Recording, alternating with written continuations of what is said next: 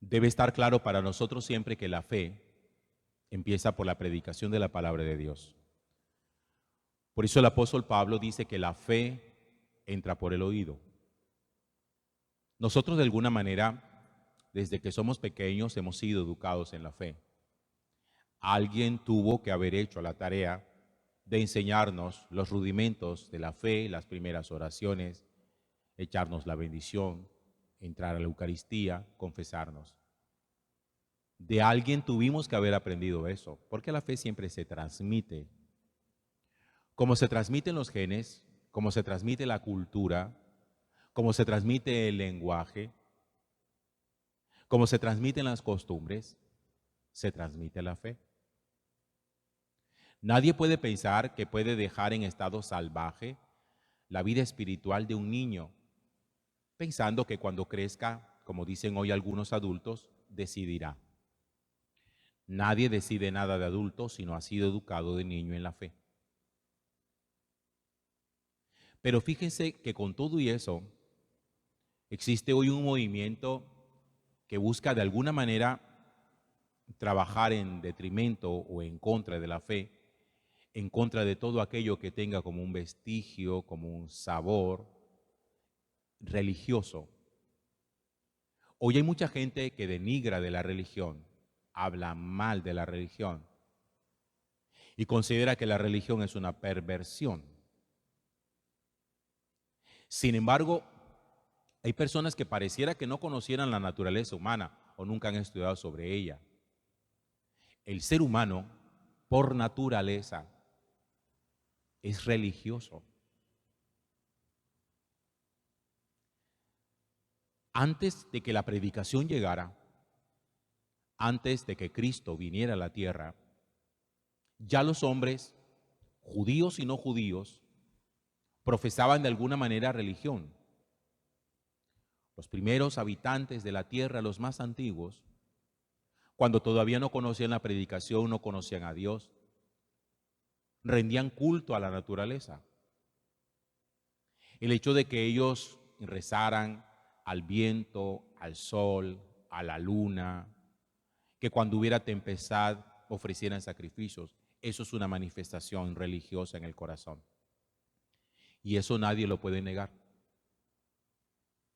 Nos guste o no nos guste, la religión es inherente a nuestra vida.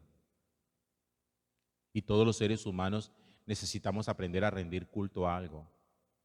Miren, así sea a nosotros mismos. El culto religioso a sí mismo, que es la egolatría, existe.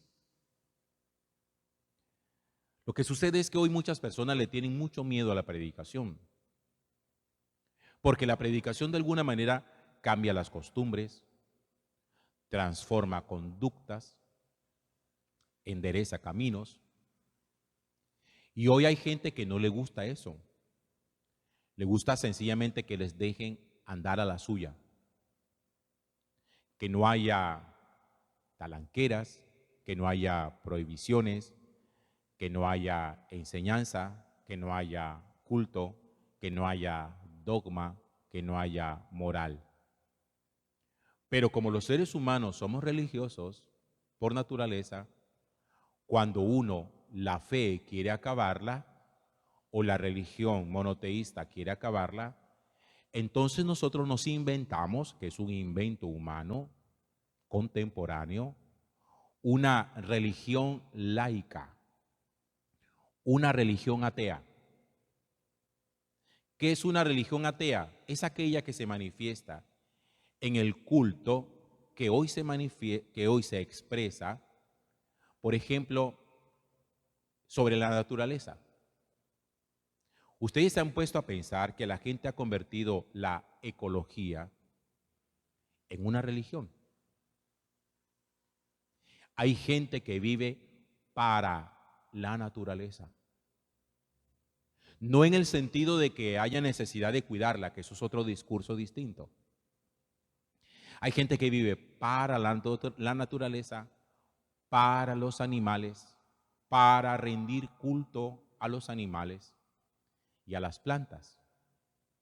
Por eso hablan como de esa visión ecológica, en donde los seres humanos, y fíjense cómo muchas veces lo expresan, entran en comunión espiritual con el cosmos, haciéndonos uno completamente con el cosmos, entrando al todo. Eso es un discurso espiritual ateo, muy peligroso, porque en ese discurso no hay una moral, no hay un dogma. Sencillamente cada uno es uno con la naturaleza. Y Dios es todo, la naturaleza es Dios. Por eso mucha gente dice que la mejor religión es ser buena persona. Yo no sé de dónde sacaron semejante tontería, semejante estupidez. Porque la religión no pretende hacernos buenas personas. Esa no es la razón de ser de la fe. Una persona sin fe puede ser buena persona, debe ser buena persona, tiene que ser buena persona. Porque construirnos humanamente no tiene nada que ver con ser una persona creyente. La religión, la fe busca la trascendencia, la salvación, el encuentro con el otro, el encuentro con Dios, el encuentro con la divinidad, el culto a la divinidad. Pero hoy hay gente que le tiene mucho miedo a la predicación. Le tiene mucho miedo al evangelio. Le tiene mucho miedo que hablen de Cristo resucitado. Y por eso buscan la manera de poder callar a todos aquellos que predican. Amordazar. Los tiranos le tienen mucho miedo a la iglesia. Por eso consideran a la iglesia un gran enemigo. Y buscan la manera de poder desacreditarla. Porque desacreditándola quieren hacerle perder fuerza a su predicación. Los tiranos saben muy bien que una persona correctamente formada en su fe no se deja someter espiritualmente, ni se vuelve un borrego de la política.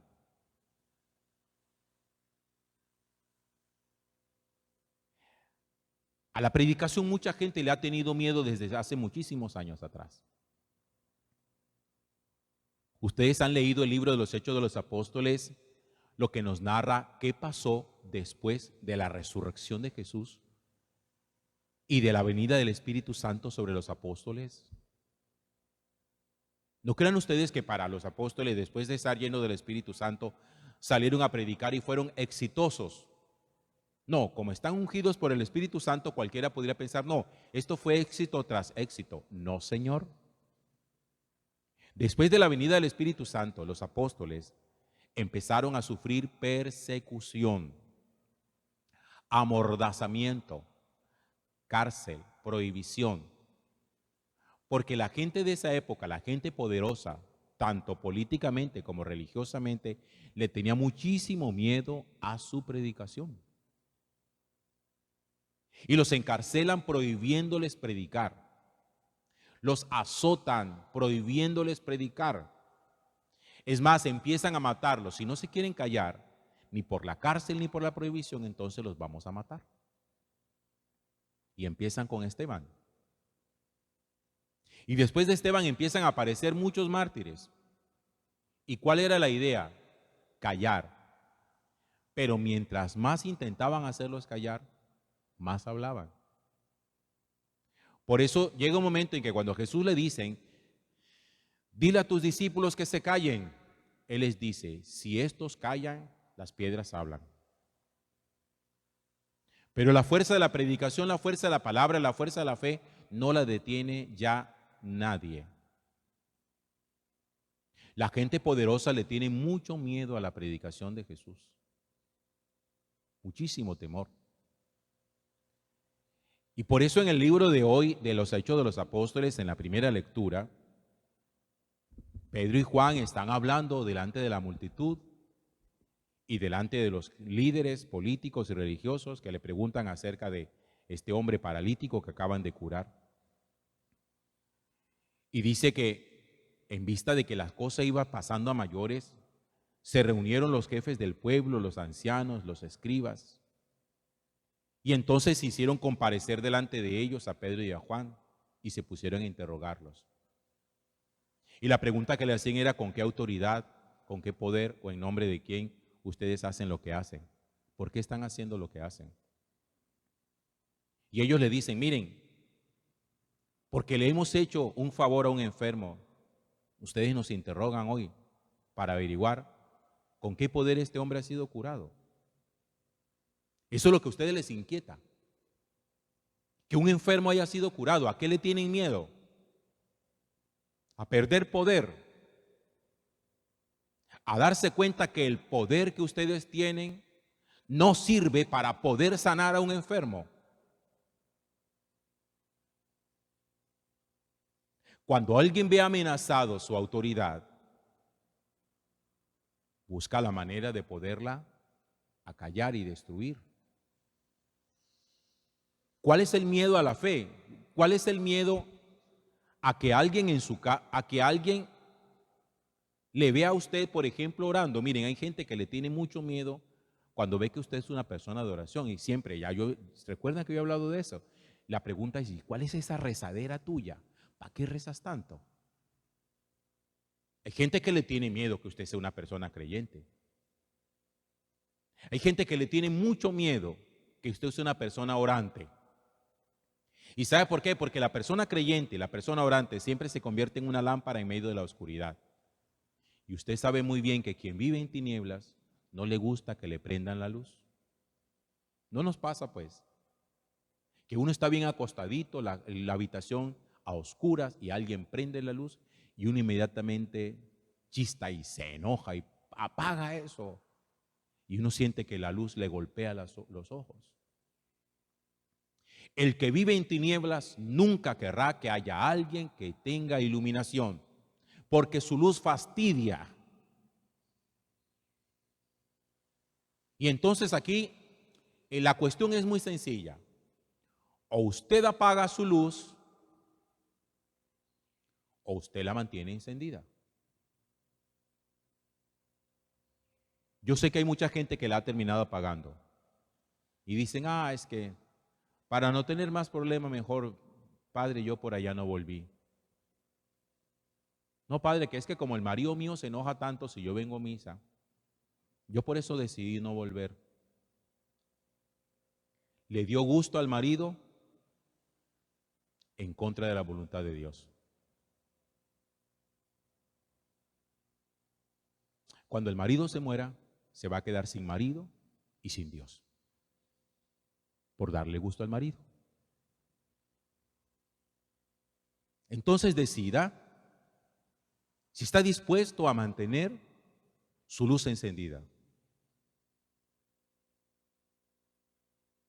No como una persona intransigente, sino como una persona convencida